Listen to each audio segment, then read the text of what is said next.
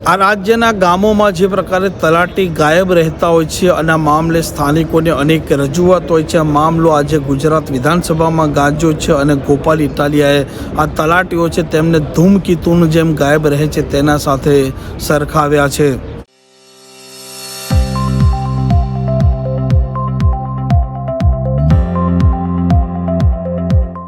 નમસ્કાર, આપ જોઈ રહ્યા છો હોટલાઇન ન્યૂઝ અને હું છું આપણી સાથે તોફિક કાંચી. ગુજરાતના જે 18,000 ગામો છે તેમાંથી મોટા ભાગના ગામોમાં તલાટી ગાયબ રહેતા હોય છે. આવી સ્થાનિકો અનેક વખત રજૂઆત કરી ચૂક્યા હોય છે અને આજે આ મામલો ગુંજ્યો હતો ગુજરાત વિધાનસભામાં, કેમ કે ધારાસભ્ય ગોપાલ ઇટાલિયાએ તેમનો મત વિસ્તાર વિસાવદરના સવાલો પૂછ્યા હતા અને તેમણે કહ્યું હતું કે તલાટીઓ જે પ્રકારે ગાયબ રહેતા હોય છે તે મામલે રાજ્યની સરકારને કોઈ રજૂઆત મળે છે કે નથી મળતી અને આ મામલે રાજ્ય સરકારના પંચાયત વિભાગના મંત્રીએ શું જવાબ આપ્યો છે અને તેમના સાથે તેમનો શું પ્રશ્ન હતો તે મામલે ધારાસભ્ય ગોપાલ ઇટાલિયાની પ્રતિક્રિયા પણ સામે આવી છે.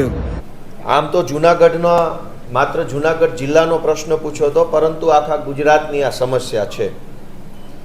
ગુજરાતના પંચાયત વિભાગના મંત્રીને મેં એવી રજૂઆત કરી કે જૂનાગઢ જિલ્લામાં તલાટી કમ મંત્રીઓ એને નિયમ પ્રમાણે ગામમાં જ રહેવાનું હોય છે. પંચાયતનું મકાન જે છે ગ્રામ પંચાયતનું, એ ગ્રામ પંચાયત કચેરી પણ છે અને મંત્રીશ્રીનું નિવાસ સ્થાન પણ છે. એટલે દરેક તલાટી કમ મંત્રીએ ગ્રામ પંચાયતમાં રહેવું, ત્યાં જ એનું રહેણાંક રાખવું પરિવાર સાથે, એ ફરજિયાત છે. તેમ છતાં આખા ગુજરાતની અંદર કદાચ કોઈક અપવાદ બાદ કરતા લગભગ તલાટી કમ મંત્રીઓ ગામડાની અંદર હાજર હોતા નથી. અને જેમ પેલો ધૂમકેતુનો તારો હજારો વર્ષો પછી એક બે વખત અવકાશમાં દેખાય, એટલે જે ભાગ્યશાળી પેઢી હોય એ જ ધૂમકેતુનો તારો જોઈ શકે. એમ ધૂમકેતુ જેવો તલાટી મંત્રીનો હોદ્દો થઈ ગયો છે કે નસીબદાર માણસને જ ગામમાં તલાટી મંત્રી જોવા મળે.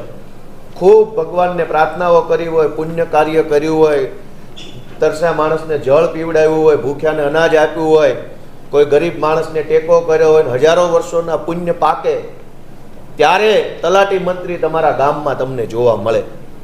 તે સિવાય ક્યાંય તલાટી મંત્રી ગામમાં જોવા મળતા નથી. પંચાયત મંત્રીએ મને આજે એવો જવાબ આપ્યો. મેં એમને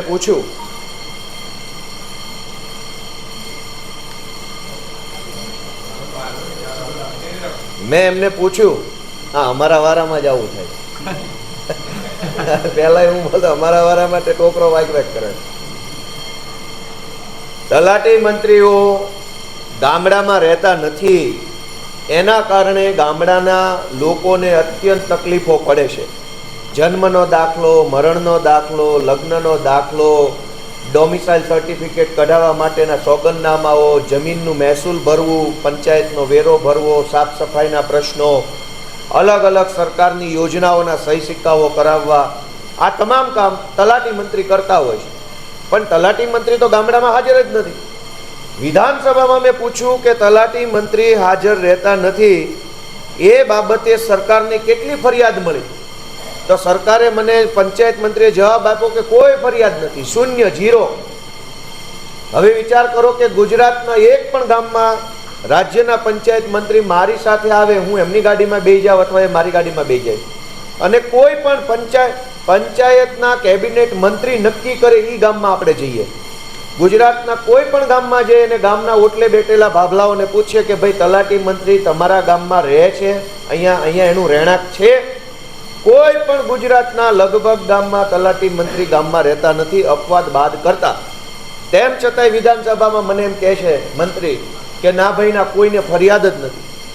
ફરિયાદ તો ઘણી છે, પણ સાંભળવા વાળા છે ભાજપમાં. ભાજપની સરકાર ફરિયાદ સાંભળવા તૈયાર નથી. અને મારે વિસાવદર વિધાનસભામાં આમાંથી જ આંકડાનો ખેલ ખુલ્લો પડે છે. વિસાવદર વિધાનસભાના 3 તાલુકાના મળીને અંદાજિત 196 જેટલા ગામડાઓ આવેલા છે, જેમાં ગ્રામ પંચાયત છે. 196 ગામ પૈકી જૂનાગઢમાં 9 ગામ, વિસાવદરમાં 25 ગામ અને ભેસાણની અંદર 8 ગામમાં તલાટી મંત્રીઓ પોતાના નિવાસ સ્થાનમાં રહે છે, એવું મને એને લખીને આપ્યું. ગામ તો 196 છે, તો જૂનાગઢમાં 9, વિસાવદરમાં 25 અને ભેસાણમાં 8, એટલે કુલ મળીને 40-45 અંદાજિત આંકડો થયો. આ 40-45 ગામડામાં તલાટી ગામમાં રહે છે એવું મને લખીને આપ્યું. એનો અર્થ એવો કે 196 માંથી 40 બાદ કરો તો બાકીના તો કેટલા 150 જેટલા ગામડામાં હજુ તલાટી મંત્રી રહેતા નથી. તેમ છતાંય પાછું મને એવું લખીને આપ્યું કે ના ભાઈ ના, કોઈને ફરિયાદ નથી. આ જે કંઈ ઘટનાક્રમ ચાલે છે એ બરાબર ચાલે છે. મારી ગુજરાતની જનતાને હવે તો વિનંતી છે કે જાગો. તલાટી મંત્રીને ગામમાં રહેવા માટે મકાન આપ્યા હોવા છતાંય જો ગામમાં ન રહે અને એના કારણે લોકોએ જ્યારે તલાટી મંત્રીને ફોન કરીએ એટલે એમ કે હું તાલુકા સેન્ટરે મિટિંગમાં છું, મામલતદાર ઓફિસે, પ્રાંત ઓફિસે મિટિંગમાં છું, તાલુકા પંચાયતે છું. આખા ગુજરાતના તલાટી મંત્રીઓ જ્યારે ફોન કરો ત્યારે યા તો હું મામલતદાર ઓફિસે છું, નગરપાલિકા ઓફિસે છું, હું તાલુકા પંચાયતે બેઠો છું, પ્રાંતમાં મિટિંગ છે, જિલ્લામાં મિટિંગ છે. જ્યારે ફોન કરો ત્યારે મિટિંગ, 12 માસ મિટિંગ, રવિવારે મિટિંગ, હોળીના દિવસે મિટિંગ. અને એવું બાનું ન હોય તો એક તલાટીને 3 ગામનો ચાર્જ આપ્યો હોય એટલે તમે એક્સ નામના ગામમાંથી ફોન કરો તો એમ કે હું વાય ગામમાં છું, વાય વાળો ફોન કરે તો એમ કે હું ઝેડ ગામમાં છું. આજુબાજુમાં બાના કાઢવા સિવાય કોઈ ધંધો ચાલતો નથી. છતાંય ગુજરાતના પંચાયત મંત્રીને આ બાબતની કોઈ ચિંતા નથી. મેં આજે વિધાનસભાના માધ્યમથી આ મુદ્દો ઉપસ્થિત કરી અને જનતાની વાત સરકાર સુધી પહોંચાડવાની કોશિશ કરી છે. આ પ્રકારના સમાચાર માટે હોટલાઇન ન્યૂઝ ડિયા ચેનલને લાઇક, શેર અને સબસ્ક્રાઇબ કરવાનું ભૂલતા નહીં. નમસ્કાર.